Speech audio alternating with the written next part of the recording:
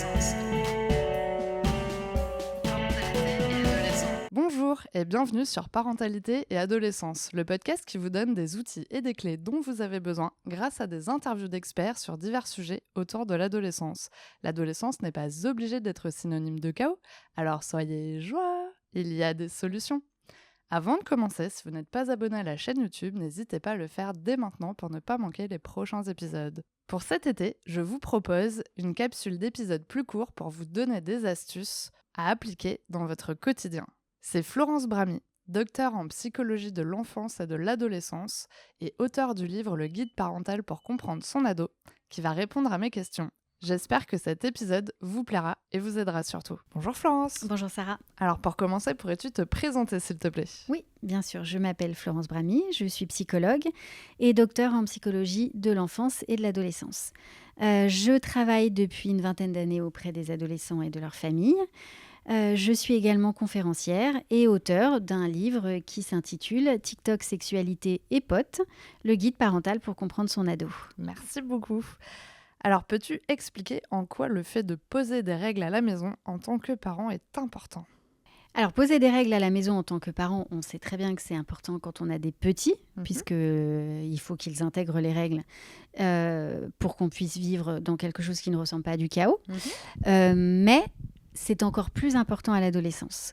On peut avoir tendance à avoir envie de lâcher les rênes parce que soit ils nous en font un petit peu baver, soit on considère que bon, ils sont grands, ils sont autonomes, on ne va pas y rester sur leur dos. Mais au final, les règles, c'est extrêmement important pour qu'ils puissent, encore une fois, eux aussi, avoir la sensation qu'ils ne vivent pas dans le chaos et qu'ils ne sont pas entièrement responsables de toutes leurs décisions. Parce que être responsable de ses décisions, c'est une chose, mais quand on est en capacité et en maturité de prendre ces décisions-là, il y a des décisions qu'ils ne sont pas en capacité de prendre, ni en maturité. Voilà. Alors du coup, tu as déjà plus ou moins répondu à cette question, mais avec un ado, pourquoi il faut des règles ? Avec un ado, il faut des règles pour l'aider à se construire et essentiellement pour l'aider à être en protection. Un adolescent, il a besoin d'avoir ses règles pour savoir jusqu'où il peut aller. Les limites sont très importantes parce que ça va très vite à 15 ans, à 16 ans de passer ses limites. Et le fait de lui en disposer tout autour de lui, ça lui permet déjà d'avoir un point de repère, à savoir, si mes parents m'ont posé une limite à cet endroit-là, c'est qu'il doit y avoir un danger. Donc la limite est pour eux le point de repère de tiens, dans la tête de mes parents, il y a un danger. Donc, c'est qu'il y en a peut-être un, parce que quand même, ce sont mes parents. Et même si je les envoie balader, je leur fais quand même un peu confiance.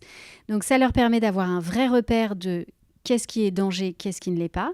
Et ça leur permet de vivre dans un endroit où ils se sentent finalement protégés, même s'ils ont très envie justement de faire un peu sauter les barrières.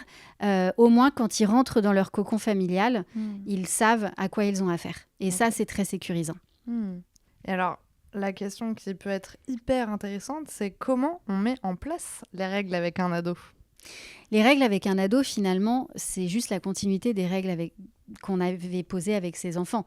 Le piège, c'est justement de tout lâcher à un moment donné. De tout lâcher en se disant de toute façon il fera bien ce qu'il veut, je peux toujours lui dire de rentrer à minuit, s'il rentre pas à minuit je peux pas y faire grand chose, je vais pas aller le chercher par la peau des fesses à l'autre bout de la ville. Donc quand vous avez posé des règles, construit tout ça avec votre enfant 10, 12 ans, en fait l'important c'est que ces règles perdurent mais qu'elles évoluent avec l'âge, avec l'adolescent. Et l'adolescent qui a eu des règles petits, il est tout à fait en capacité de comprendre que les règles, elles vont bouger et que vous pouvez lui expliquer qu'au fur et à mesure de sa vie, les règles vont progresser. Et donc, si à 15 ans, il a le droit de sortir seulement quand c'est l'été, seulement quand c'est le samedi soir et seulement quand il est avec 3 copains, par exemple, jusqu'à 10 heures, vous pouvez lui expliquer que quand il aura 18 ans, ce sera autre chose.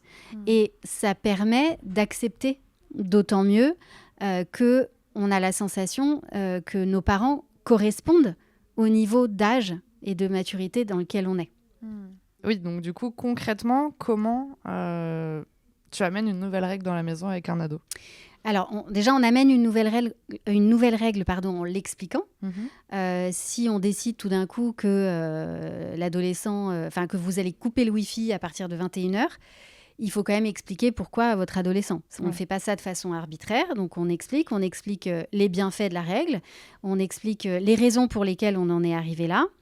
Et après, pour ne pas rentrer dans une situation de conflit qui va finalement augmenter les prises de risque et les cassages de barrières des règles, on fait en sorte de rentrer dans des compromis avec son adolescent. Donc on fait des contrats où chacun va dire oui ou non, je suis d'accord avec cette règle, et si je ne suis pas d'accord avec cette règle, qu'est-ce qu'on fait ensemble, qu'est-ce qu'on trouve comme compromis ensemble pour que chacun soit protégé dans ce foyer, tout simplement.